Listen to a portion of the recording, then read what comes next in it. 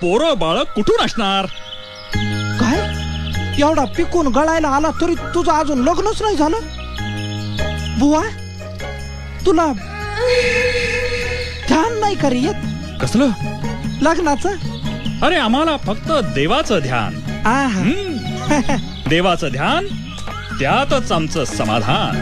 बुवा तुला कुणी पोरगी नाही का रे दिली? तोही प्रश्न नाही.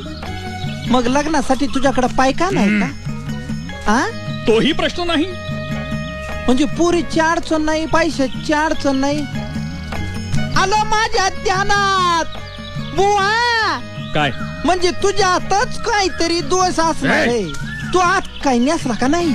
अरे तुला काय करायचंय? अरे एवढं वारं वावदा नाही इथं. जोरात वारा आला उडालं तर मागून तुझीच पंचायत होईल ना रे बाबा. मी बघीन काय करायचं ते. आहा. तुझं नाव काय? मला नाही ओळखलं तू? नाही. मी सावळ्या कुंभार. बर माझी बायको लय मस्त आहे.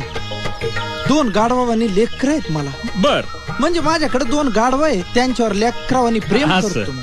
तसा प्रपंच नेट काय माझा वा, मस्त आहे. सगळं चांगलं आहे ना? हा मग अडचण काय आहे? कसं आहे बुवा, मला रोज पहाटे उठावं लागत, बर. माती तोडवावी लागते, बर. मडकी गाढवावी लागते आणि ते नेऊन बाजारात ती खावं लागते. लय म्हणजे लय त्रास आहे मला. लय म्हणजे लय कटाळा आलाय. सावळ्या, प्रपंच करावा नेटका. अरे असं त्रासून कसं चालेल? तुझ्या मनातलं नैराश्य काढून टाक. नाही मला काढूनच टाकायचंय नैराश्य. पण त्यासाठी बुवा काहीतरी मंत्र दे ना यार मला. मी सांगीन तसं वागणार. हा तसंच वागीन. तुला काही हिताच्या गोष्टी सांगतो. सांगा बुवा. परधन मानावे जैसे वमन, आहा परस्त्री माते समान जाण, आहा. चित्ता ठावे समाधान. हो बुवा, तुझे बोल मी अमृतावानी माझ्या कानात साठवून ठेवले. परधन मानावे जैसे वमन, हा परस्त्री माते समान वा जाण. वा.